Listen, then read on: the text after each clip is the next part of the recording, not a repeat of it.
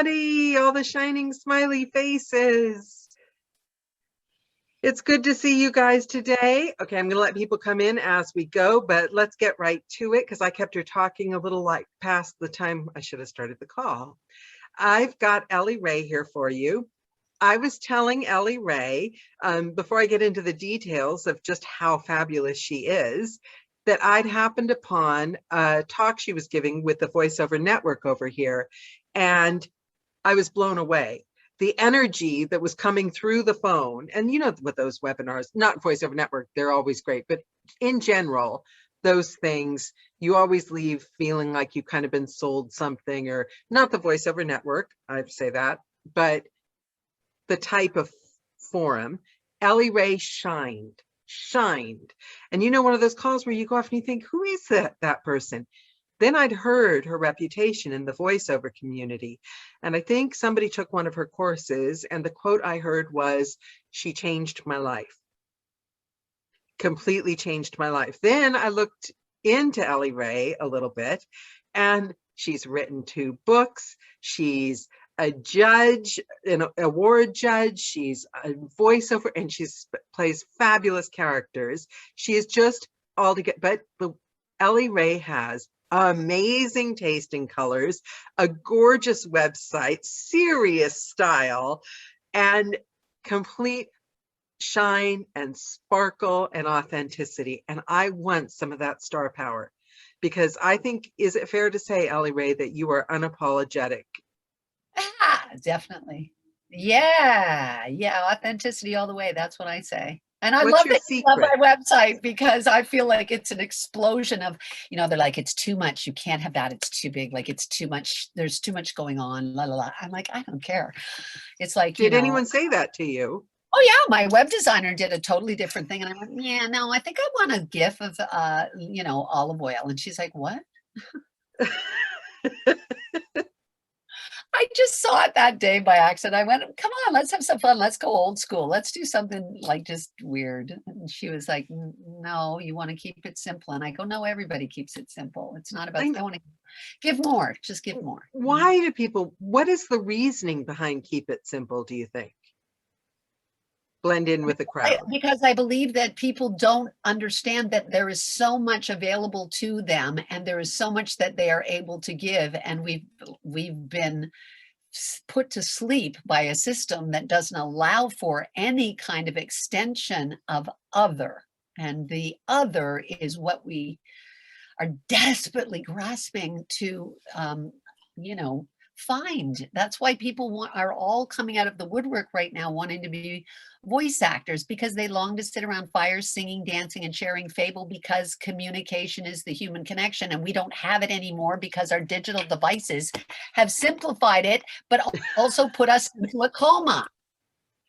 So we've lost our personalities. We put emojis to you know, let people know how we feel. It's the saddest thing I've witnessed in 45 years in this business. Anyway, I could go on for hours, and I could. And in the world, not just the business. It's just sad. It's just, you know, we want to run around, you know, and jump out of airplanes and fart in mud puddles, and we just aren't allowed because we have to be professional, whatever that means.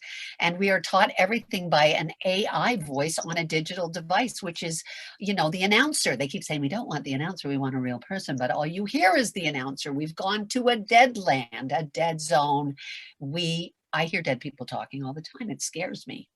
I got the appropriate. Did you ever get told you weren't appropriate? I'm never appropriate. I don't really know what appropriate is. What does that mean? Again, there is a formulaic, institutionalized way of being. I don't fit in that box, nor do many creative people.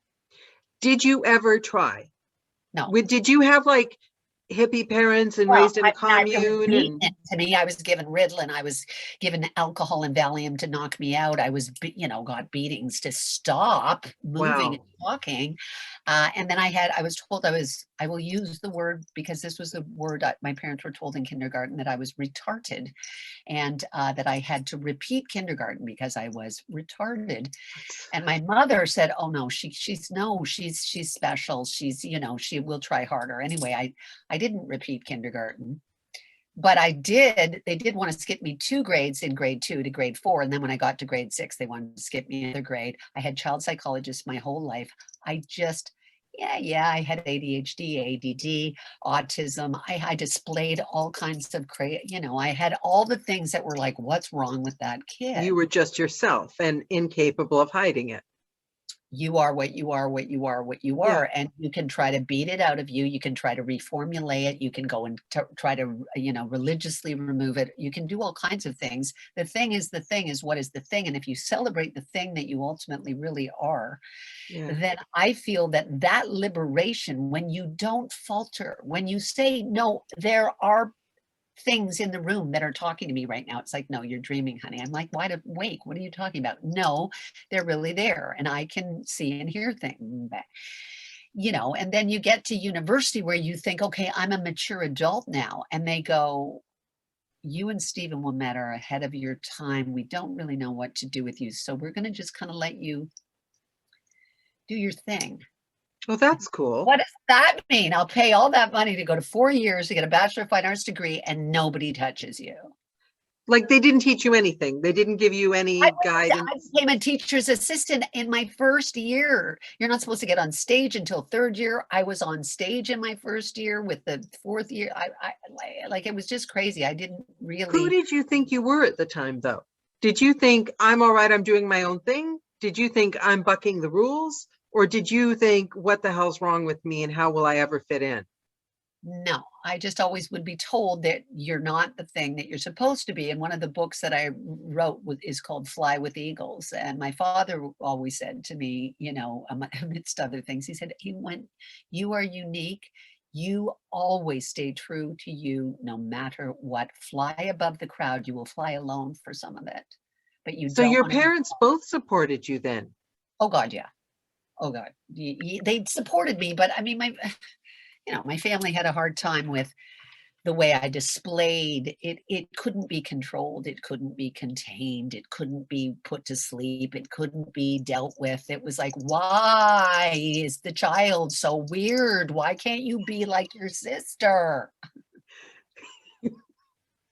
Why? The big question of why. Why? When did it start being, at what point in your life would you say it started being, this is who I am, world, deal with it, and then people started following the minute you? I popped out of my mother's womb.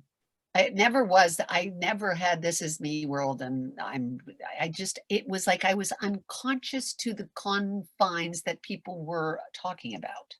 I did not, their world, I thought everybody saw and heard what I did until a certain age.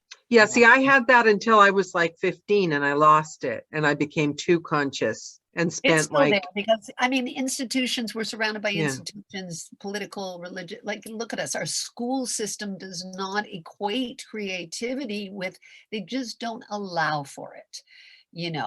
There's no sort of meditation in school. They've taken away gym. You're very kind. I remember being 8 years old and specifically thinking, these people are idiots.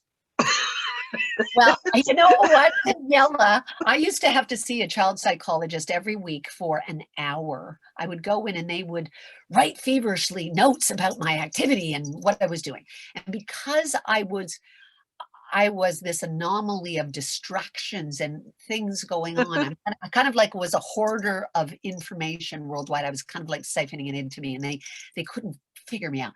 And I had this board, and this was when I was in grade 2, and I'll never forget this one part, but it was this big, large board that they would bring in, the psychologists, the child psychiatrists, and they had shapes in them, probably about 20 different shapes. 20 to 30 shapes, half moons, octagons, squares, circles, blah, blah, blah. And they take all the pieces out. It was kind of like a puzzle. And you had to and so every time I completed a task, so I put all the shapes in the right shape holes, I'd get a gold star. And then they take them all out again. And for 1 hour, I would repeat the same thing. And I remember as a child, how old are you in grade 2? 7? I don't know. 7. Yeah, think. and I remember at one point going, "Oh, I'm bored to death. My eyeballs are melting." And I took a half moon and I looked at it for a long, long time. And then I went like this and I tried to put it in the square shape. And I kept trying and I put it in sideways so it would fit in. And I kind of left things sticking out. And the child psychologists were like, what? Oh my God, like what's happening, right? And it's so funny because I would make up things. I would tell stories that weren't the truth. Like I told my kindergarten teacher that I was having a baby brother. And my mother, I guess, went in for teacher parent, whatever. And she said, "Oh, congratulations on your baby son, your boy." And my mom's like, "Perfect." She's like, "What?" She said, "Well, Ellen Ray told us that you had a baby boy." And she's like, "Oh yeah, well, she's creative in her own little mind. She wants a baby brother that's older than her. What she doesn't understand is it doesn't work that way. You don't get an older brother. It'd be a younger brother." Anyway, I remember her coming home saying, "Did you tell Miss Goss that I had a baby boy?" And I looked right at my mother and I, in a straightest face ever, I went, "I didn't." Because it was one of my other characters that had told her that. "I didn't." And she said, "Are you sure? You're not telling me a fib, are you?" An Because you're actress is and born. I said, "No." And then I went back to school and Miss Goss said to me, "How's your baby brother?" So I knew she knew I had lied about the baby brother. And I went, "He's so incredible. We go for walks with him in the dachshund." And I created this whole thing about so of course they're like, this kid's just off somewhere. They told me the devil wrote with the left hand. So I would color and they would say, because one of the teachers was an ex-nun, and she would say, the devil colors with the left hand, you use your right hand. And I'd be like, so now I'm ambidextrous because that's one thing that they taught me was, only to spite them. well, I'll use both hands. Who cares? Like, you know what I'm saying? Like, you can either fall, I would get up. Everybody would be in class listening to B is for baton, D is for dog, A is for apple, all that kind of stuff. And I knew how to read like before. So I would just be like this. And all of a sudden I'd just get up and I'd walk out of class. I would just leave. And the Miss Cook would be like, "Ellen Ray," like, and she had a class to follow. And I'd walk out the door of the school and I would leave. And everybody would be like, "Oh my God, call the parents. The child is left." I would jump out the window. I was 2.5. I would jump out my window and escape. I would escape in the middle of the night. I'd be on my tricycle that had blocks because my feet didn't reach the pedals, and I'd be cycling and my mom would be running in her nightgown after me. Like I was that kid where you just were glad that I wasn't your kid if you saw me in a restaurant or something. Did you get along with other kids? I kind of I had friends. I had my friends who I liked, but they didn't see or know the things that I knew, which were fantastical. So I kind of played my big sort of time to get was with me and my others sort of thing. You know what I mean? I'm really interested. So how did you get, it doesn't sound like you went from being one thing to the other. It sounds like you held on to that little girl and protected her and guided her through life. Oh, our little girl is with us and our I love oldest that. grown, they're all here at the same time. The book that is us, the big, huge book that is us, you can open it to any chapter, anytime. The whole book is always there. So if we forget the child and we forget the crone, and we only live in the desperation of whatever time we believe we're Yeah. in, then you've bought into the system, because I don't believe that is real. I believe your child is desperately wanting to play. And every creative person desperately needs to allow that sense of play, because that's the liberator, is where we take the pressure off of our little brains. We are magnificent, alchemical, magical warriors and warrioresses, and we go as these little soldiers into the world to create through play. That's what we do. And when we allow that liberation is what keeps us forever young and forever spontaneous and forever creative. As soon as we buy into the system that says it needs to be done like this, it must sound like this, it has to follow these kind of rules and regulations, you're already lost. And they use the word business. They use the word business. It's a business. If anyone ever tells me in that condescending, patronizing way again, it's a business after all, I get it. We're actors after all. And I always say it's a busyness. So if you look at the way that it's spelled, B-U-S, right? If you busyness. So I say you can be busy all the time. It's not equated with a financial dollar sign. You can do it anytime, anywhere. You can do it in your sleep. You can do it anywhere. But we don't get busy. We don't get busy. We'll worry.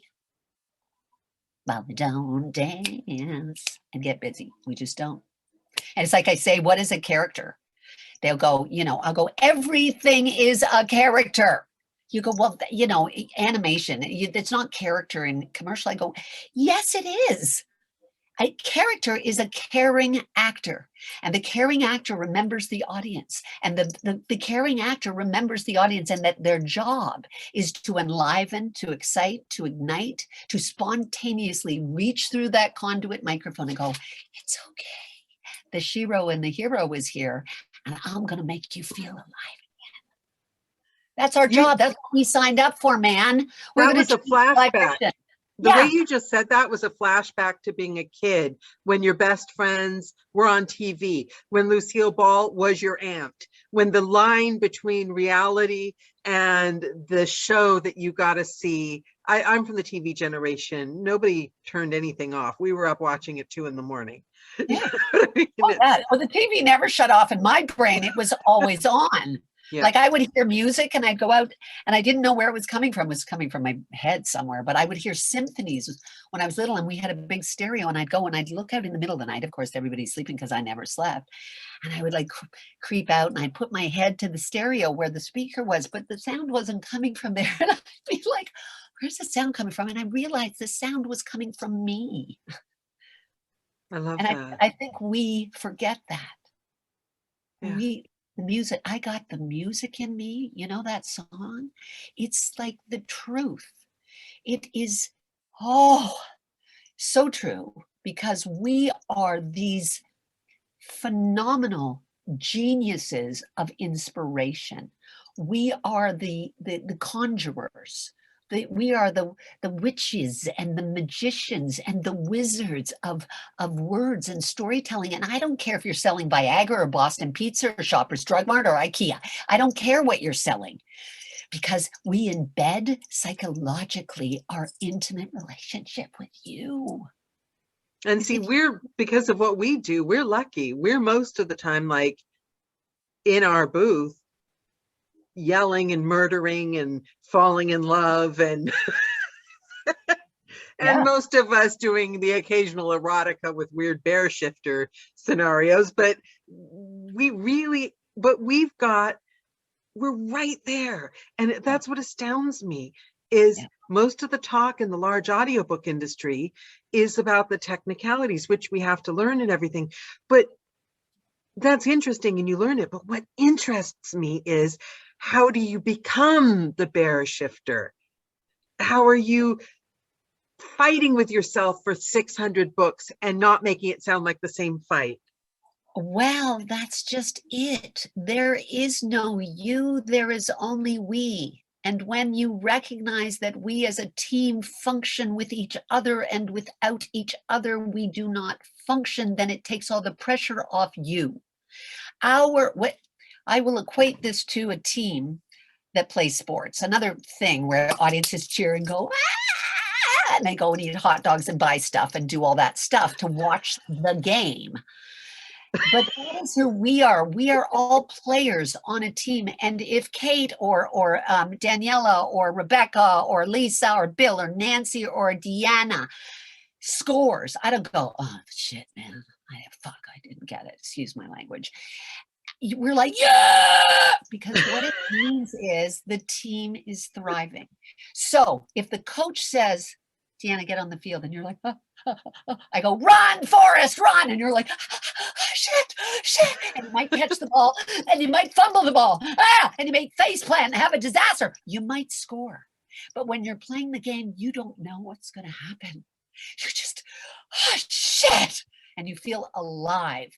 And then if you score, you go, oh yeah. The crowd cheers.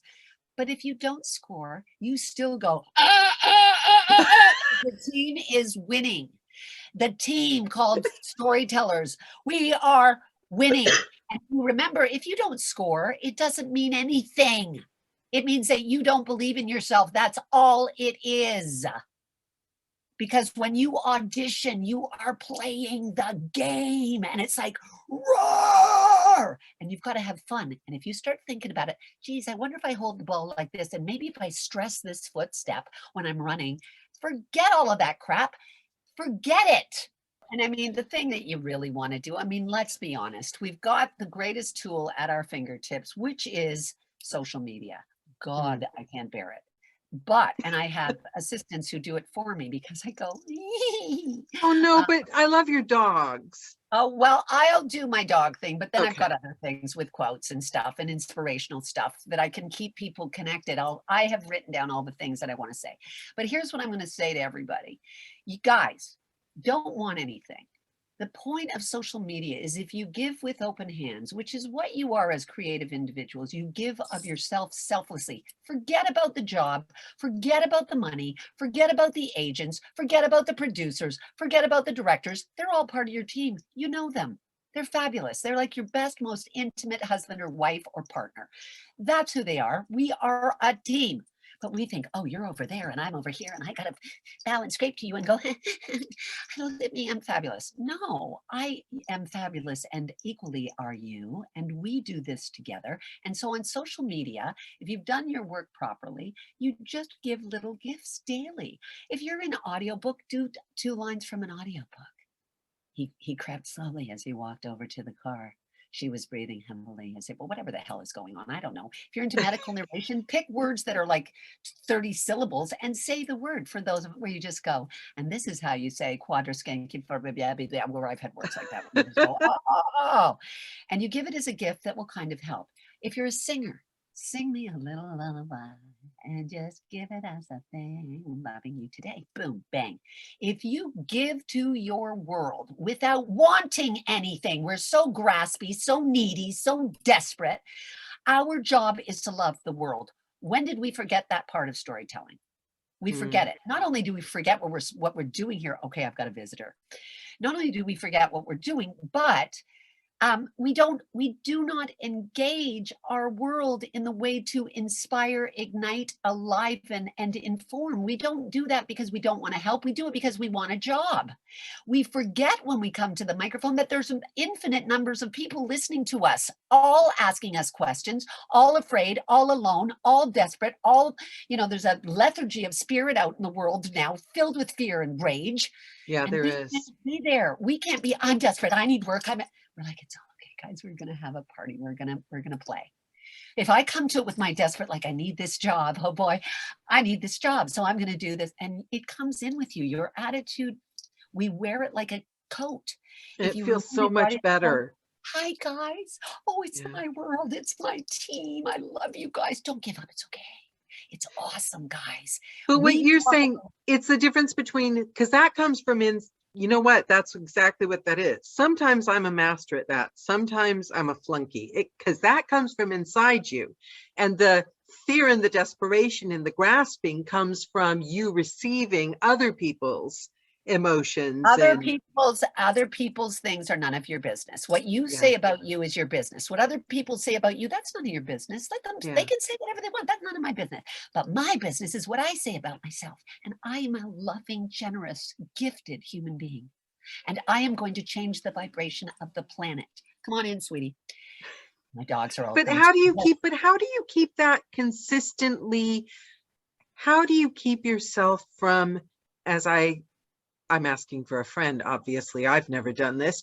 And how do you stop from crashing and having those times where you're like, oh, it's all rubbish, it's all bullshit, I'm never gonna, how do you stop that? Because I believe my world, and my world is not rubbish, and I don't know what other world is out there, but I know that my world is magical. Do you have to meditate or work on that, or is it just a core belief? I believe And you know what I believe in? I believe in we. I believe that we can change the world. I believe that I chose to come in this time around to enlighten and lift and shed some hope and faith with everyone that I talk to. And I talk to millions of people. Like I literally do. I have 72 private students a week. Never mind, I do workshops every week. I just talked to Gravy for the Brain, J. Michael. You know, I am constantly, and I always say, yep, yep, yep. And my poor assistants are like, okay, so you've got like, okay, this is insane. I can't fit this in and blah, blah, blah, blah, blah. And I go, it's all good. It'll all work I out. can tell you, Colin could rule the world. Colin's the best. Without him, you should see me. My ADHD and autism just makes me go, I don't know how to do that. Like, and I'm not technically astute because I'm this person. I can't wear a watch because they stop. So I'm constantly having to know what time it is and am I on schedule and where's my phone, and my phone never works because it's another digital device and they all explode.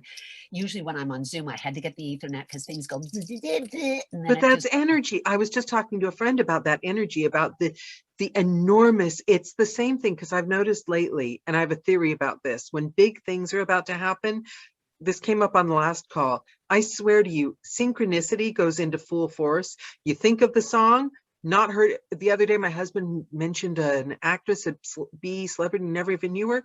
She died the next day. I mean, that's not a good synchronous, you know, but it was a weird, you think of a song, it comes on, that kind of thing. And my friend and I were saying today, there's this tunnel of energy and you can get swept away with it if you're sensitive or whatever, but you have to be strong and know that you're there on purpose. Guys, we all live in it. It's just that most of us are asleep. And when I say asleep, it's not a bad thing. There's nothing wrong with sleep, but we dream. We love to dream when we're asleep, right? Yeah. And I'm saying, wake up now. I want you to go after your dreams. I need you to wake up now. It's time to wake up. To inspire is to breathe in. Oh, hello. Where are we now? And you decide. No one decides what you are. No one decides what you give as a gift to your audiences. No one determines who and how you do what you do, because you're your own Picassos. Be your own Picassos. Color outside the lines. I don't care if the rest of the Impressionists are all doing landscapes. Picasso became famous. I don't know who those other people are because he was doing a nose over here and a mouth over there and weird wild colors. It's like Mozart. The king said, Mozart, there's too many notes. Be more like Salieri. It's too much. It's Mozart. He's famous. Like, right? Come on, guys. You've got to be you. You've got to do you. But we're so afraid that we're going to offend somebody. You're not here. If you give with open hands, the most intimate of yourself, and I mean get intimate, and you'll get nervous because you don't want to be intimate. You don't even want to be intimate with yourself. You don't want to play with yourself. You don't want to play with your partner. You want to keep it behind closed doors. Oh, wait, hold on, look at me. Oh, ow, my hair. Oh, the dog's licking my bum. Like, I don't know. We need to be like that when we tell a story. I need to go, oh my God, there's a beginning, middle, end, and the climax to everything you do. 15 seconds, 30 seconds, a minute, a half hour, an hour, 2 hours, or like 10 hours on a book, depending if you have a 4,000-page book. Doesn't matter. You need to find that intimacy and you have to take me along. And it has to be, I need to believe that you are so intimate with me. It's the way you talk to your animals. Because you're like, oh, Shirley, kiss me. Or, you go, stinky, rub my back. I love that because there's no side when you talk to your animal. You got to talk with everybody. You go, I can't talk like that in the spot. And I go, but you can, because it's the way I'm talking right now. So what about your students? What do you find if you wish you could just, because I have people, I'm not a person that's afraid. So I don't understand it. I'm not in that space. I never have been. I say yes to something if it comes up. So I keep hearing from people that want help. They're like, I don't want to step up and take the next step because I'm worried. I don't want to stop editing my own stuff because I'm nervous. I feel like I'm a perfectionist. What do you say to people like that because my way of saying it is just do it, suck it up, do it. What do you have to lose? And that doesn't help. they go Well, back into their fear you know what, bubble. Nike coined that phrase, just do Yeah. it. And it's a good tagline, but it doesn't mean you're going to. So you're in charge of your own parade. You're either Right. having the parade or you're thinking about the parade. Oh, I'd Right. love to have a parade. I'd love to do a little parade down my street, but you never do. You just think about it. And I'm like, well, you know, so here's the deal. If you truly want to change the vibration of the planet, which is what you've signed up for, don't kid yourselves. Right. You didn't sign up because I'm going to make millions of dollars, because you're not. So don't lie about it. You did it because you want to sit around fires, singing, dancing, and sharing fable with your fellows. That's why. You want to communicate. You want to sing into the microphone. You want to feel something. You want to feel alive. You want to touch people. You want it to be like the old days when they sat around the radios before they had TVs and they just listened to stories on the radio. Oh, they tune in during the war and go, oh, yeah, isn't that great? Yeah. We understand that in the core of our being. So, you know, if you've got things that are standing in your way, I want you to make a list. What is standing in your way of you having the voiceover career of your dreams? What's standing in your way? Procrastination, no agent, no demos, no website, fear, I don't know, money. We've got all kinds of things that are standing in our way. Make a list on a piece of paper today. I'm making a mental note of the time of this call, because every time I get that question, they're going to be tuning into Elley Ray. Be like, you want your answer? Look up Elley Ray's call. Well, yeah, because I'll tell you what, you write all those things down. We are these mercurial alchemical magicians. So we need to live in ritual, not in institutionalized training. So I'm going to give you a little ritual that is going to help you live in a theta brain rather than a beta brain, because right now you're in beta and beta will not help you. You can Google it. Theta brain is the child brain. It's a round brain. It's a creative brain. It's where anything is possible and it's fearless. Whereas the beta brain has fear and rigidity and right and wrong and money and time, and get out of there. You don't want to be there. Write down all those things, and the ritual is you're going to go out after this call and you will burn it. The burning is a ritual. It is not real. None of it is real. All those things that you believe are standing in your way are false. Nothing is standing in your way. Nothing. I know people that get jobs without demos, without agents, without anything. Without anything. The people who work are not the most talented. The people who work are the ones who believe they are. But we don't believe in our self-worth. Our self-worth is generally in the toilet. We're constantly questioning our ability. What's wrong with us? I'm not good enough here. I've got to do this. I'm blah, blah, blah, blah, blah. You know, that bad self-speak that we have. Yap, yap, yap, yap, yap. We are worth, guys. I'm going to say it one more time. You are astounding alchemical magicians. You have chosen to ignite the planet, to reinvest love, faith, hope, innocence, because you're sheroes and heroes in the world. You've chosen to do that. How? Please explain to me. You could be anything less than miraculous.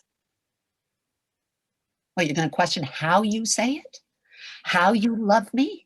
Well, my voice is I was told that I would never voice because I've got a terrible instrument. And I do, and it's true. I have everything. What's terrible about it? Everything. So I've got a raspy, I'm a mouth breather, I have a deviated septum, I'm nasal. So I've had 5 rhinoplasties to correct. I've got Gore-Tex, I've got cartilage from behind my ear. I've got so much inside my nose. It's insane. But a voice is a voice. It's a different voice. There's no good and bad voice. That's like saying, well, you say that to people who are in charge of telling you that you'll never voice because you've got an unattractive voice. And there are people out there, it's kind of hard, it's kind of nasal. You know, there's nothing soft, you know, oh, that's a great voice. Oh, that's not a good. It has nothing to do with your voice. Cathedral ceiling to the roof of my mouth, overbite, so I'm plosive. My F's are windy. I've got everything wrong with it. But I work all the time. I have 1 out of 4 auditions. 1 out of 10 is a professional. If you get 1 job for 10 auditions, that's a working professional. wow. My shitty voice, get 1 out of 4 auditions. So you explain that to me. And it shocks everyone. And I look like this and I behave like this. And everybody goes, oh, shit, it's like a bit weird and I don't get it. Because my belief system. I understand my worth. I understand that I am necessary because no one's loving the world. No one's spreading hope and joy with the world. No one is doing it. We have to do it. And it doesn't matter if I'm nasal and I'm plosive and I'm a mouth breather, so I have a raspy bottom end. It doesn't matter because I authenticate my emotional truth by the way I feel. That's I love called that. I acting. actually started taping my mouth shut at night when I sleep so that I can because I was horrified at the thought. I don't even know if I'm a mouth breather, but somebody was like on some YouTube show saying it was a bad thing. So I started taping my mouth shut every night when I go to sleep. Well, I have people that have literally had operations to fix it, have had braces to fix their overbite. And I'm like, what makes you so fantastic is you. You know, it's like Patty Deutsch, whose voice is like this, and this is her real voice. It's what she sounds like, you know. And when people go, they love her. It doesn't matter who you are, but we see, we'll try to be anything but ourselves. We will try to state words from a page well without discovery, without opinion, and there's no response in it. So we can't hear that they're saying, well, how much is it? It's only $9.99. Only $9.99. So you go, who is that person? That's not a real person. I'm not sitting with you having a glass of wine. If you guys go, take the line, Advil is 99% more effective than Tylenol. Say that line for me, Daniela. Advil is 99% more effective than Tylenol. Great. So Kat, you do it too. I know it's like, where's the button? That's the story of my life. I got it. I got it. Yeah, so Advil is 99% more effective than Tylenol. That line, say it for me. Advil is 99% more effective than Tylenol. what? Tylenol? Than Tylenol. Good. Deanna, say it for me. Advil is 99% more effective than Advil. Then the Advil's more effective than Advil. I love that one. We usually I'd have it written down for you. Laura, are you there? Laura, just do that line for me. I didn't know if you could see me or not. I Hi, can Laura. see I forgot about it and didn't dress. You look fabulous. Platinum blonde. Of course, that's it. Right. You're the first person to get that. What is it? Advil is 99% more effective than Tylenol. Advil is 99% more effective than Tylenol. Nancy. Advil is 99% more effective than Tylenol. Yes, Lisa? Sometimes people join the calls in their pajamas, so they avoid unmuting at all costs. I don't need to, I just need to hear you. I don't need to see you. I see you in my mind anyway, and you're not what you think you look like to me. What about Rebecca? Are you there, Hanson? Or Bill? Okay, so. Okay, we lost him. That's okay. That's okay. Lisa's coming. I'm here, but I'm in Hi, hiding. Bill. Okay, Hello, wait, I'll Daniela. get to you in a second, Bill. Lisa's going to go and then I'll get to you. So hang on one second. Righty-ho. Advil is 99% more effective than Tylenol is the line. Advil is 99% more effective than Tylenol. It sure as balls is, Bill. Advil is 99% more effective than Tylenol. Okay, so guys, this is what we do. Advil is 99% more effective than Tylenol. Advil is 99% more effective than Tylenol. We'll do that kind of thing, right? Whereas if you and I were sitting having a glass of wine in a bar and I'm talking about my escapades and my insanity and my whatever, and we're 3 sheets to the wind, I'm like, my head is fucking killing me. Oh my God. What do you use as a medication, Daniela? Just tell me the name of the medication. What is it, Advil? Advil is 99% more effective. Advil. Why? Because it's 99% more effective than Tylenol. If I go like this, so look, I'd go, Advil is 99% more effective than Tylenol. That's real. But saying this, Advil is 99% more effective than Tylenol, it's not real, people. That is not real. It's not real. And I don't know, like I go, Advil is 99% more effective than Tylenol. You would never speak to any friend, spouse, anyone you know like that. They'd look at you and go, what the hell is the matter with you? Why are you talking like that? What is it? How much does it cost? Only $9.99. You know, how do we speak with people? We don't read at them. No, we You talk don't to them. state at them. So if you can find the question they've just asked, at BMO Bank of Canada will help you with all your banking needs. If I go, oh my God, I just bought a house, I don't know if BMO Bank of Canada will help you with all your banking needs. How do you speak with people? You don't go, at BMO Bank of Canada will help you with all your banking needs. But we're in such a hurry to say all the lines on the page that we just go, blah. And you go, that's not speaking with me. You're not listening to me.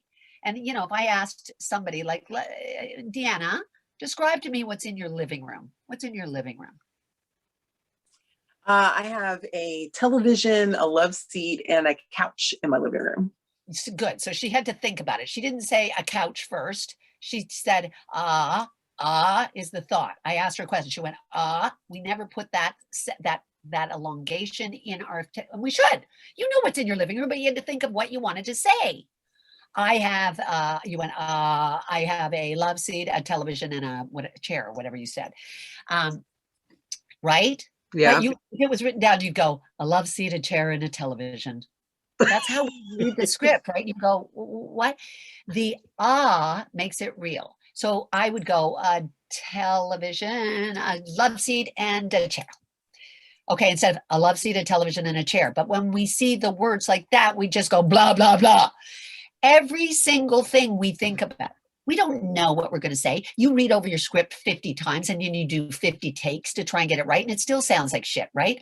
No, you find the question that somebody has just asked you so that you respond to the listener. That's your pre-moment. And then throughout, they're going to, well, how much is that? Well, what does that do? What's this? Well, when you use the EpiPen, it's going to give you a slight pinch. When you use the EpiPen, it will give you a slight pinch. We go to this AI weird delivery, which is stated. You just gave me an idea. So for an audiobook, sorry, I keep interrupting you, but you're so brilliant. So for an audiobook, often an audiobook starts with narration, and sometimes people find narration difficult. But if I wasn't just starting from nowhere with a narration, but I was continuing a conversation with a friend, then I'm not starting in a bubble. And let's say your narration is about, pick a subject in the book, and the narration prior to is about, I don't know, murder. Anything. Let's say, it's always murder. Murder.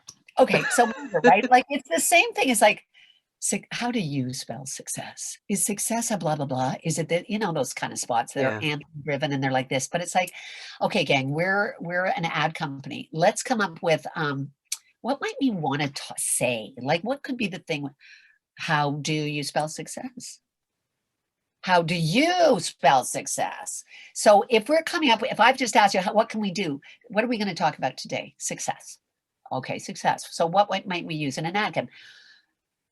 I'm going to ask you, how do you spell success? You repeat the question. How do you spell success?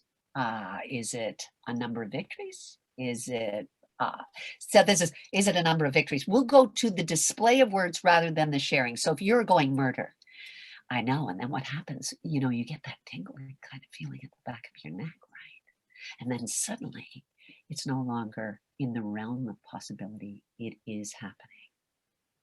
So if you are talking with me and you're trying to, you know, don't forget, storytellers are sitting around fires, spooky stories, funny stories. You're trying to make me laugh. You're trying to make me feel. You're trying to make me go, oh, don't give up. Oh, no, please don't do that. Oh, you like want your audience to be right? You know, that's what we as an audience want to hear in a 30-second spot for Viagra. I want to laugh and go, you know. There is, when we get intimate, we sort of talk about the thing that nobody wants to talk about. Oh, it doesn't really matter because I'm having a good time. Then all of a sudden I'm really real and you're like, oh my God, that's really intimate and personal the way you're talking to me, rather than statistics where you're giving me factual information. You can have a personality and a bedside manner just because you're a doctor, a lawyer, a bank manager. When did you lose your personality, your opinion, your sense of humor? Everyone is earnest drama. Everyone comes to the microphone with this earnest seriousness. And I'm like, what are you doing? You're like, you're working it and it's really earnest and it's hard for you. And you're and it's the whole business and getting it. I know, because I went to a voiceover job, I remember in Soho, when I had like a first networking, where you hold the card out to the publisher and say, and I was really nervous because I love a party, but like, I thought, it's like these people kind of, so I get there and they were the best people in the whole world. I've told the story too many times, but it's so changed my life and the way I look at people. They were amazing. I thought, these are my peeps. I've just started this business. I belong here. I'm handing my new cards out. They all had my new cards. And then the speaker got up and I'd been running late. Turned out it was a cult and I was on the wrong floor. And they were wonderful. Then when I got up to the actual publishing event, they were all standing there with their business cards, nervous and quiet, not saying a single thing.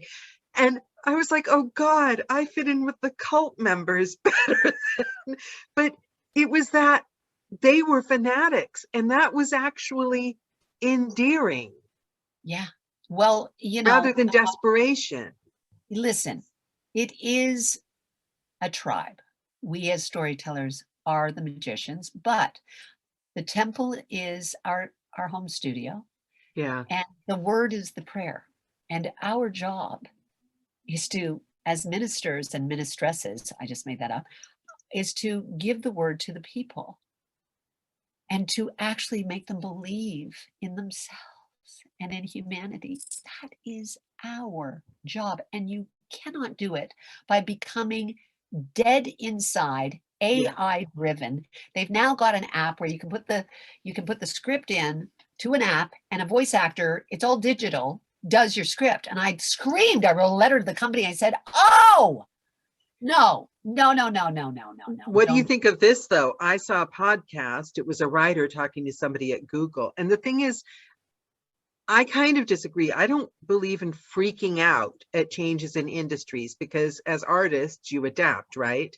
Yeah. But my theory is that the reason AI can't ever replace the human narrator or voice completely isn't because of what they can do, but that they can't duplicate the mistakes, and that the art is in the crack in the voice.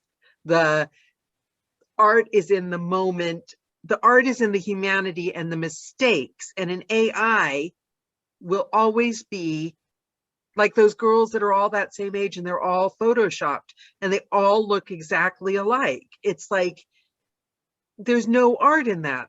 Nobody wants to see that. What scares me is 98% of all storytellers are AI. I don't care what they pretend. You've got a point. But they I'm are listening to one now. They are all announcers. There are 2%, gang, 2% that fly, because our world in the last 40 years, I've watched it happen. I've watched the whole industry change because of digital devices. I've watched it happen, and it was my greatest fear. No, this is terrible. This is not a good thing. This is not okay. I've watched personality-driven commercials, campaigns. We've dumbed down. Listen to the announcers out there. We're surrounded by it. And now the 20-year-old producers and directors that are out there, they have no idea how to communicate because they're all on their devices. They put emojis on everything. They're all kind of dead the way they speak. They don't feel any. All my students that are under 20, forget it. They don't know how to do an emotional accelerated sound. They just don't know. And now that we're on Zoom and everyone's using the same filters, I don't know how you tell them apart. It's literally, that's why I loved burlesque, because burlesque was about ugliness in the best, glittery, wonderful, magnificent way. I'm serious, man. Like you, I always say, your brand is on a microphone and a WAV file. If I see that on your website, I'm going to take out a gun. Please don't do that. It's so pedestrian. It's so not right. It's so not you. Please don't do it. It is not you. Oh my God, look, it's a microphone with your name on it. I'm going to go, oh, or a studio. Oh, that's not you. That's not you. 98% of everybody in this industry does that. Please don't do that. Please don't. And if you're an actor, you put your headshot with your name, and I go, oh, for on camera and stuff like that. I go, no, that is not you. I don't know. Are you a whale cresting out of the ocean? Are you are you fiercely playful? And it's a close up of a tiger with his paw over his face with his big teeth and everything, with his eyes are crossed. Nah, that's you. Like, be provocative, be engaging, make me go, oh, I love that. Oh my God. Are you mysterious forest where things are swirling all the thing? I don't know what you are, but you know, brand yourself properly. We're getting out kind of all over the place, but not only do you not know who you are and how magical and magnificent you are and how powerful and how great you are, how could you possibly sell yourself on a website when you've got a microphone and wavelength, a wave file? I'm like, oh God. God help me. Like, God help me. No, don't do it. And people are afraid of people not liking who they are. But the thing is, I would rather someone be completely offended by my website, right? Than because I recently redid my website. I mean, I've always been kind of bordering on inappropriate, but I recently redid it to make it look like the cover of those pulp fiction thriller books you could buy at like the grocery store in the 60s. Fantastic. Because I'm obsessed with them. So I did that, and I had a few people come back to me saying it's a little obnoxious. And the thing is, okay, I'm glad. I would rather be obnoxious than be ignored by you. Well, no, I don't care. People, listen to me. What other people say about your business is none of your business. Yep. If you like that, that's you. If they don't like it, not everybody's going to love us. Not everybody's going to love us. There will be lots of people that don't love us, that will judge us. I don't care. You can judge me all you want. It's great because I know what my belief system is about myself. Yeah, and you know you've got it. I keep sneaking to look at it myself just for the fun of it. What do you my website? I'm like, I love it so much. I don't care if anybody else ever looks at it. Oh my God, I would do genres. So all your pages, I would do genres of the books. Of if you've got all like mysteries and death and like sci-fi and whatever you have, I'd have on each page. I would do like some kind of engaging romance. Excuse my language. Oh my God, I'm doing an adult cartoon, and all I do is swear in the cartoon. A different genre, so I could have a time travel page. Oh, you could do sci-fi, noir, film noir. You could do it detective.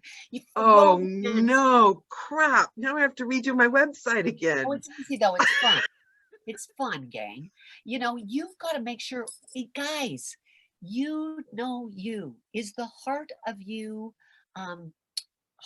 hard and soft, so that you have a bunny rabbit hopping across on a razor blade. It says something really dynamic about you. You know what I mean? I'm just saying that now.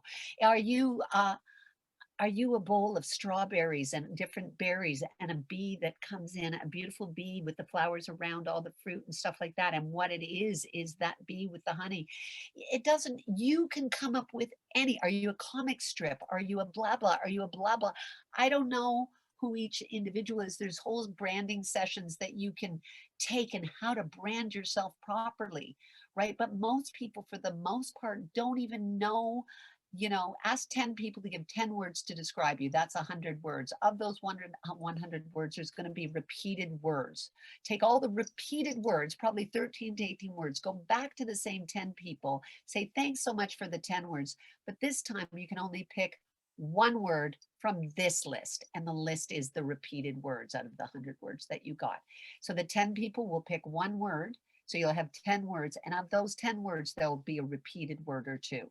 Those are your brand words. Then look up the synonyms for those words. That's how you write a bio. It is fictional. It's not real. You had 14 unicorns pulling you in a golden chariot past the rings of Saturn, and you ran into, I don't know, Mae West and Bette Midler, and they were having an improv session, and you partook in it, and then you ran it. I don't care. You can say whatever you're making it up. You won an Academy Award playing Forrest Gump in blah, blah.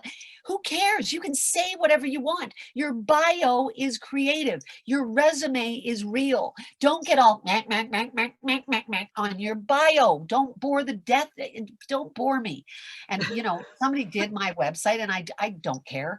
And they did the boring bio, but I make all my students do a creative, fantastic, and I'll make them write them like scripts on movie scripts, or I'll make them do them like their commercial scripts where they kind of write a thing, or a letter from their mother and father, because it's you know, if it's all wonderful about how brilliant you are, you can go sign mom and dad. Like, it's about you being creative, guys. You just don't even know that you're allowed to do whatever you want. But you don't know what that is because the institution has institutionalized you, and you think, I've got to do it like this.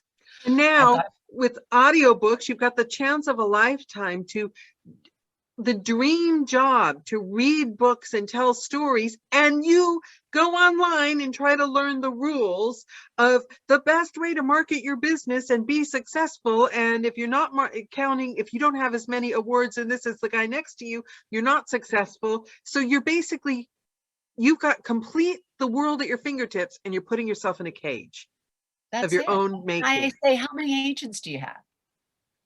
I actually have 2, but to be honest, I would rather catch up on my audiobooks. Well, the thing about an audiobook is, and the reason I don't do many of them, and I've done a few, I find them I don't have the time to do audiobooks. Yeah, they take and time. To only make $10,000, for me, I can make $125,000 for 2 hours a week doing a lead in an animated feature. So know how you make your money. Yeah. So you can get comfortable in the audio, but it is a lot of work for a little pay. Long period of time, and for a finished minute, it's killer. And which is why I keep saying I should do voiceover, why I haven't completely let go the agents, because I feel stupid for choosing to make nothing. Well, there's nothing wrong with audiobooks, but we get kind of like, oh, look at, I'm getting hired for this, and it is a trick, and we think I'm doing well. But if you equate the time required, literally, in the work you do there, if you get an international television campaign, commercial campaign, that's another $250,000, and you maybe do 6 maximum commercials a year. Guys, $250,000, 6 commercials a year that take up 6 days. Think about all the work you do in audiobooks. Now, there's nothing wrong with audiobooks, and I know you've got a great resume of audiobooks, I'm sure. If you're not working, sure, I do an audiobook. But for me, I personally can't afford the time because I'm too busy. Yeah. So I get all my students to do them, and I tell them where to go, and I tell them what the thing, and I get because you can be in your home studio. Yeah. But think about it now. During COVID, but usually it's 8 hours a day. It's what it is it's 5 years with not one day off. It is. But I think it's weird. We're a weird breed. I think when you get the hardcore audiobook narrators, we're like, if that's what you love to do, then I would go, you're not a one-trick pony. Yeah, I could do voiceover as well. Guys, do you know how many genres there are in voiceover? Yeah. And it's like we go, oh, well, I'm really good at commercials, and I'm not really good at it. Or I'm e-learning. And I go, dudes, that's not true. You're storytellers. Don't kid yourself. I know you're scared because you haven't done the other thing, but it's like coach says, get on the field. Now we're going to do a back pass, triple threat, back through the back and do that. And you're like, whoa, I don't know what I'm doing. And you're going to do it, and you're going to try it, and you're going to fall down. Narrators that haven't tried voiceover, the one thing I did notice is after narrating for about a year, I went back and did a few voiceovers, and the turnaround time was shockingly improved. Yeah. Because doing an audiobook, you do a voiceover, a couple of hours in the studio. And I mean, don't get me wrong, because I'm doing 2 children's books. I choose what books I want to do. I choose the narration jobs I want to do. And I generally say, you don't have to pay me for this because I've chosen it. So I give away a lot of stuff for free, but I will choose that big amount of work because I believe it's important. And I believe, I believe that the stories that I'm telling are necessary. So I'm like, you don't need to pay me for this because I would give this in a donation anyway. I donate to 64 charities as it is. So, we can choose everything that, my thing is I go, if you're non-union, you're looking at $300 to $600 jobs. How many of those jobs do you have to do to make a living? And then you think of how many auditions do you have to do before you get one of those little jobs. My point is, know where you can make the money to make the living. Buy yourself time.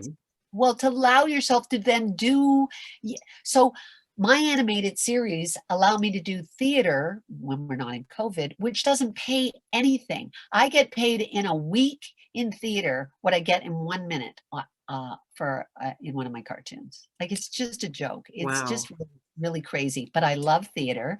So when I do my voiceover work, it affords me the luxury of doing the thing that I love. Same with doing my series, my television series. I'll do series. It's a lot of work. You've got to memorize, and it's all done in little snippets and all that stuff. And I feel like, I love your character. I want to see that. And I don't know if we can get it in the UK. Which The professory, it looks like a fabulous series. Well, I play, are you talking about Pink is In? It just got picked up Yes. for the second Yes. season. Yeah. Yeah. So we did a short little mini series season, and then we're doing another, they're calling it seasons. They're not really seasons. We're doing another 6 episodes. So they have, I forget, 12 episodes, because the network, Netflix and everybody wants 12 episodes. So for the pitching and the buying of it, it's all like a big thing, right? So But I I've might got- be able to get it on Netflix in the UK sometime. Yes. So we're going to be, when COVID lets up a little bit here, we're going to be filming again. They've gone on a little bit of a hiatus, and but I've got another TV series called Insomnia that's on Crackle Plus in the States, which is a really violent, scary, nasty series. Which is so unlike me. I play this billionairess. Her name's Catherine, and she's completely insane. And she carries around a dead dog, which is her good luck charm, because it's the only thing that ever loved her in her whole life. For 22 years it lived, and then she had it stuffed. And she's had 5 husbands, and she's just this lunatic. She's completely crazy. What do you love the most? What do you mean? What do you love the most? My Theater, dog. TV, voiceover? Well, I don't differentiate, because they're all so different. It would be saying, which is your favorite jazz song? Which is your favorite classical song? Which is your favorite? They're all my favorite for so many different reasons. So which is kind of a thing, because I find beauty in everything. So all my friends are like, that was the worst piece of shit I've ever seen in my life. And I went, and I'll go, I loved when he did that moment. Like, and they're like, well, yeah, I'm a but bit like that, kind of. because I get lost in story. I get lost in the story. Even when I hear a story, the story becomes mine. Like, I kind of go somewhere, the story takes me somewhere. Even if I'm selling Boston pizza, even if I hear that, I go like, this person's sitting at a table doing that, whatever. I love that about you, because that's why I never really liked awards, because I didn't want to be reminded that my characters weren't who I thought they were. I wasn't thinking about the guy playing the character. I was thinking about the story. I always think of this story. And awards, I've been nominated 9 times for Best Actress and never won. I'm the Susan Lucci of Canada. I've won other awards, but for Best Actress, like, it's sort of like, it's a joke now. I don't even show up, right? Like, I don't even go, because it's like, oh, and they're like, you have to go. And I'm like, if I went, I would give the award to everyone in the audience. I'd pass it out and let everyone hold it and say, this does not belong to me. It belongs to every single storyteller in the audience. And the day that I win, that's what I'll be doing. And I'll let everybody hold the award. I'll be like, whoever it ends up with, you can have it. I don't need it. Because we do what we do. It's just like, I don't believe in the best, that I'm better than you because I'm the best of something. I just go, bah. And I jury the awards, the Emmy Awards, every year. I have done for 12 years for Best Voice. And it's ridiculous, because I always say, oh, I can, really, everybody's kind of good in the same way, like, but you're different and you're good, like, unless you're pedestrian. And the 2% that I told you, there's the 98% that are good. They're good at what they do. They sing, they do all the right things, they add all the things they're supposed to. It's all great, and you go, there's nothing wrong with that. And then you have the Robin Williams of the world, or the Jim Carrey, or that, where you go, Wow. you go, what is happening? Do you think they're born with it, or do you think people all have it and can tap into it, or do you think people can learn it? I believe everyone has it, and they have to wake up. I love that. Every single one of us, we're dreaming. We're dreaming about a life that we really want, but we've got to go and wake up, where you go, oh shit, it's, you know, I jumped out of an airplane once when I was feeling asleep in my life. I thought, I'm falling asleep in my life. And this is years ago now. And I thought, I've got to do something to scare myself. I've got to wake up. I've got to do something where I feel alive. And I jumped out of an airplane and I gave up. I did the whole day training and blah, blah, blah. And I got up there and it was all men and me. There was like 12 of us. And I was number 3 to have to jump. And I was in a little Cessna and the first 2 went. And I got really like, I'm going to have a panic attack. And I said, I'm sorry, I can't do this. I can't, I really, I can't do this. I have made a mistake. I can't. And he went, it's fine. You don't have to do it. And I went, oh, thank God I don't have. And he goes, but you know, you have spent a lot of money and you have worked all day. Just go to the door and put your legs out and let the wind go on your face. You don't have to jump. You don't have to jump. But you've got to get the experience so that next time when you come up, you can jump. But this will be your, just put your face in the wind, right? So I scooch my butt, because we're on our butts, over to the door. And he goes, yeah, you're okay. Hang on to the side with your hand, right? And I'm like, oh my God, I'm scared. And he goes, you're fine. Nothing's going to happen. And he goes, just put your legs out and sit on the ledge. So I had my legs out the door and my thing. He said, now lean forward. And it was like with the wind, as the wind hits your face, right? And I'm like, oh my God. And then he went, go! And I went, ah! And I like threw myself out the thing. And I panicked. Like I was like I was so scared. I got tangled. Because you're supposed to do this when you jump out. You put your chest forward and your head back. I went, ah! And I went down like this. So as I'm falling, my chute opens, but it's all the cords to the umbrella. Oh my God. And I've got a helmet on, and the radio guy in my ear is going, number 3, kick out, kick out, kick out. And you're supposed to kick your legs as hard as you can. And I'm like, because you're in a void. You're falling in Nowhereville. There's nothing. There's nothing. You're in like another space and time. It's bizarre. You're 40,000 feet in the air, whatever. And I'm kicking and kicking. And all of a sudden, it went, and I was in a harness with the parachute attached to it. It opened and jammed so hard that I peed my pants. It literally jammed between my legs when it caught the air and opened up. So it went, and I peed my pants. And then I was like going, as I was floating down, and you see nothing. The ground looks like little square. You can't, like, there's no discernible anything. And you're like, and I was screaming and nobody could hear me. I was like, up in the middle of nowhere, right? Like up in the middle of nowhere. And they're going toggle left and toggle right because there's a bullseye. And I'm like, fuck that shit, man. I didn't do anything. I just screamed as they were yelling at me to toggle so that you go towards the bullseye. I ended up in a farmer's field a mile from where the bullseye was. I had to get my parachute all punched out, walk all the way back with peed. My jumpsuit was peed that they put on you. And they are like, you did so great for your first jump, because I had 5 more jumps. And it's like, that's so great. We got a picture of you, because they had a camera on the wing when you jump out where it's like was demented. And I went, I will never do that ever again in my life. But I got to tell you guys, I felt it's that fear. And, you know, we feel fear, but we don't engage it and play through it and go, we kind of go, oh, I don't know what I'm doing. I'm going to sit on it because I'm not sure what that. We kind of go to that kind of intimacy with ourselves, or, you know, have the orgasmic expression of fear if you need it, or of sensuality, or of joy, or of confusion. You know, it doesn't matter what I done. You know, like, it's not that I'm not real when I tell my stories. I'm real me. But you've got a point, though, because all this talk about everywhere about anxiety and COVID and quarantine and this low-level anxiety, it's from very real fear that we're not going into. So it's there strangling us and coming out. I can hear it in people's posts and their voices, and I noticed after January 1st, everyone thought it would be okay as of January 1st. And now people are like, I'm getting these surprised messages like every week going, this horrible thing's happening. I don't understand. I'm barely holding on. Guys, and that's our world. And remember, we're the soldiers. Yeah. warriors and the warrioresses, we chose this. How do we help so all of that fear that we might feel too, we can't. We're putting ourselves out there.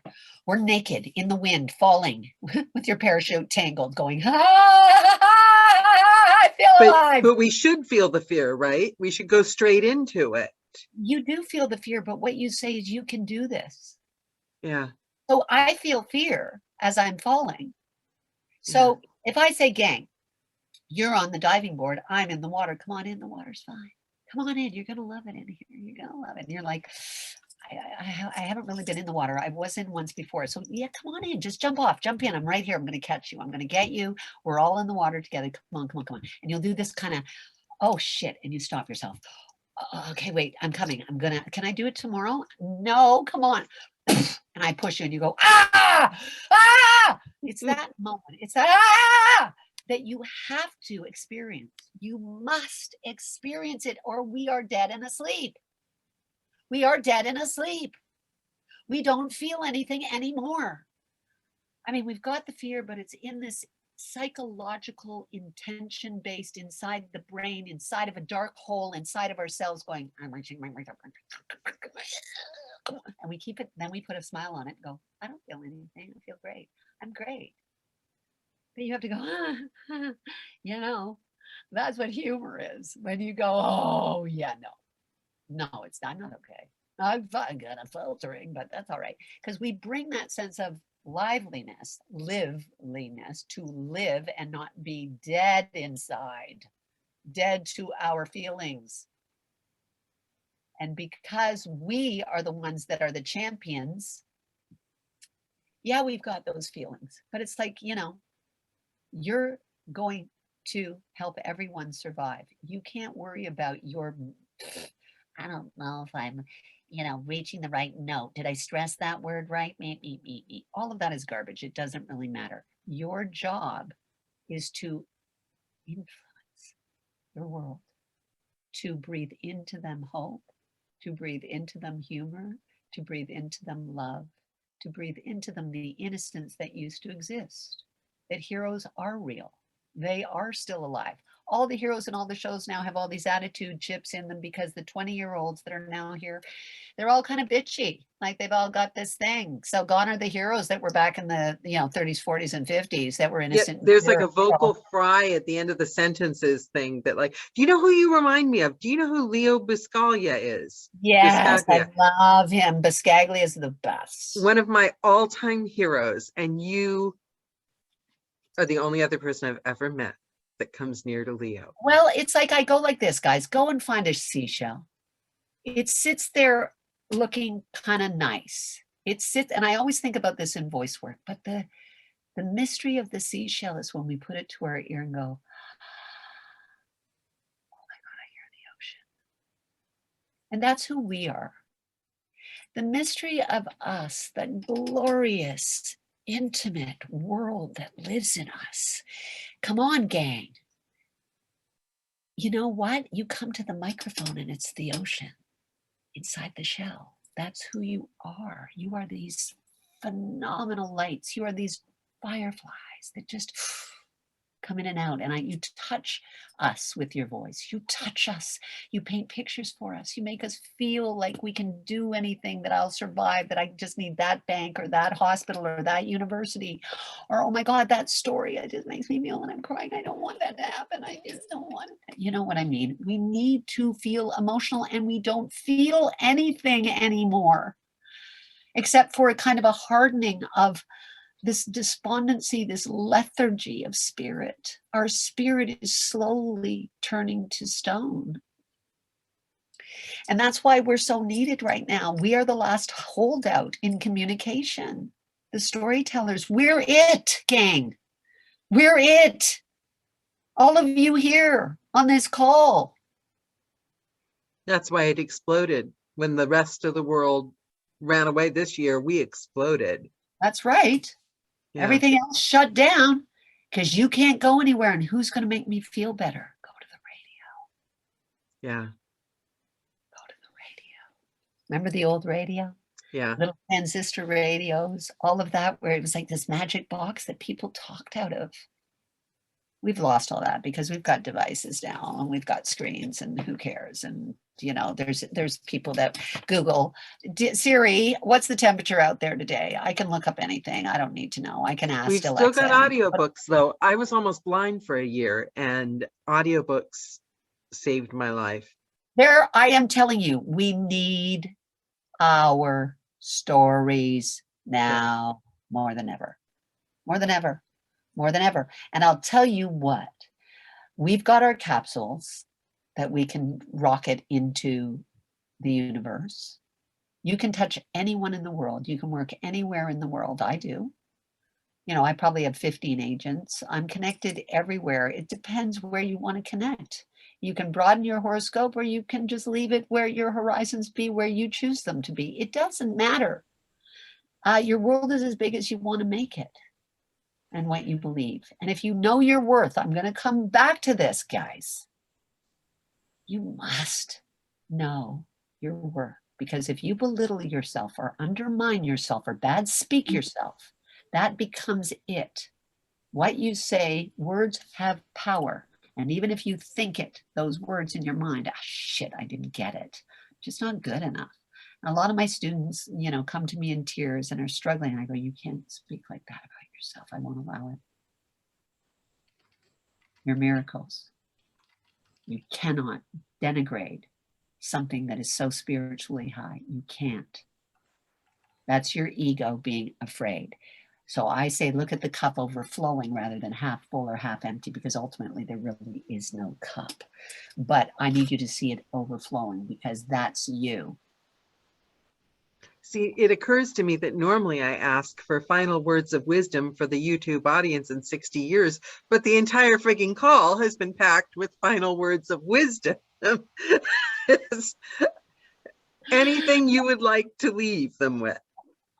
You know what, guys? We are of a body that has great instinctual minds, creative thinking minds that can take breath, and it'll come through the larynx and the vocal folds, where it is shaped through the lips, the teeth, and the tongue to form words, glorious words. The musicality that arises out of us as we play this instrument is the glorious thing that makes people hum along with us, sing with us, chant with us, say the prayer with us. So remember, we are each other's keeper. You are not alone. You are perfect exactly the way you are. You are required on the field as part of the team, because everyone is needed to tell the stories. There are infinite number of stories. There's enough to go around. The only thing that will stand in the way is you and your belief system that believes that you are less than. So, as I just said, my alchemists, my magicians, my warrioresses, and my wizards and wizardesses, the time is now, and particularly now. Remember why you came in. Wake up now. There's a lot of work to do. And we can do it with great grace and great faith and wisdom and hope and such joy and such love. And those things are all available to us because we're miraculous. So give it out. And I hope I see all of you at the microphone. It would just be fun. I said it in the video and I meant it. You are not just the spark, you're the whole damn fire. Thank you so much. You have no idea. Can I get a picture of us? Oh, yes, of course. Yeah, I always like to know those that, and even if Bill and Rebecca or cameras are off, that's fine. I just like to know who I share intimacy with. It's always great to recognize. Well, it is intimate. We are intimately bound. We are connected. The human connection. I never understood the difference. I get the huggers. I'm not a hugger, but to me, I don't get the difference. Like somebody told me the other day, "Oh, your Facebook friends aren't your real friends." Actually, they kind of are. They are. Some of them have saved me horrible times. You know, I mean, I don't get the difference. A friend is our fellow. A friend, our friend is everyone in the world, and whoever's paths you cross.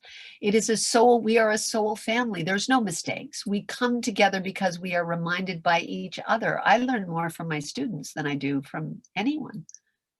I And- learn from our journey is with each other. There's not Yeah. sort of like, oh, I'm on first and you guys aren't up to bat yet. It's like we're all playing this game together. There's no difference. I'm successful and so are you, because there's only one energy here. It's called we. And it's that energy of connection. And somebody else, and the theory is that, oh, well, people only show you their best bit on Facebook. But who am I to say that I'm not going to receive what you give me? You're showing me who you want me to see, who you've decided is you. That's beautiful. And if you don't like it, just delete it. Yeah. Block them. Who cares? Like, that's what I say. If somebody gets like kind of has some kind of comments that I don't like about certain things, or, I try to love everybody. I just go like this, but it's like, I don't. So, there's some broken work that needs to happen there, and hopefully you'll get that fixed. But the bad hate speech and stuff like that. I just snooze anything I don't want to see. My Facebook page is full of like, you can do it. Life is beautiful. My Facebook page is what I want to see, and all my friends are gorgeous, and we all have our boyfriends from when we were 14, and we're all skinny and perfect and wearing knee-high glasses that like we're shopping together. You know what I mean? Life is That's what I'm grand. saying. Get those glasses. It's all the better to see you with. I feel like I'm that kindergarten thing, and then I see looking through the magic mirror. It's like I feel like these are magic mirrors. Like I bought the frames. Unfortunately, I had to buy them with no lenses because I don't need glasses. You don't? Oh. Are you kidding me? No, but they're so beautiful. Well, I've got so many pairs, like it's kind of insane. Like I've got so many pairs, like there's in my underwear drawer, they're in, like you'll find them in the craziest places. They're in the kitty litter. It's like, what the hell? Did I bend over to clean the kitty litter? There's a pair of glasses. I didn't even want to fell off my Either that or your cat has a secret fetish. No, speaking of well, and he does. Trust me, I'm not going to go there because it'll freak you out. But my animals are on my face. Like for me, it's like all of the little souls that are your loyals, that are close to your heart, which are your friends, which are your team members, which are the people that you work with. They are, I put them on Facebook too. Yeah, my bird has his own music video. So you're preaching to the choir. It's the same with Num Num. So Num Num, my bird, like Freddie, my 22-year-old, he died, unfortunately. He was a cockatiel and he was my love of my life.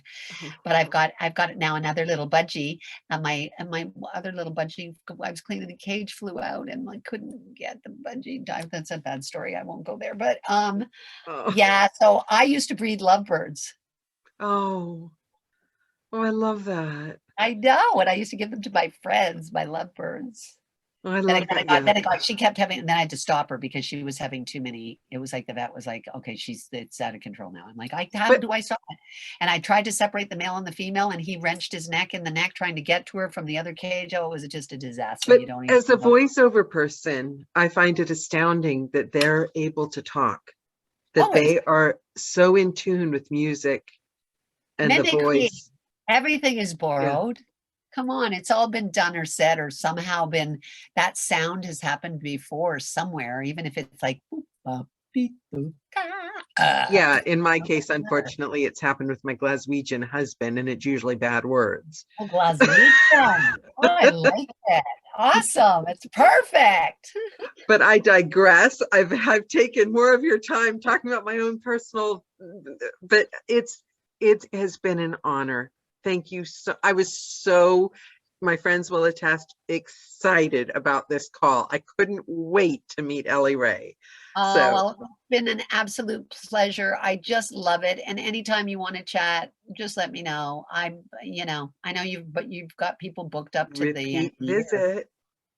Repeat visit anytime you like. Let's do it, darling. We'll do a mini class. I will be chasing you soon. We are booked through August, and you will start getting emails from me going, okay, that'll be great. Have a holly jolly Christmas. And in case you didn't hear, yeah, let's come towards, I'm there. It's all happening. Yay. Thank you, Elley Ray. You're amazing. Stay fabulous, you guys. I'll see you at the microphone. Never Yay. remember your work.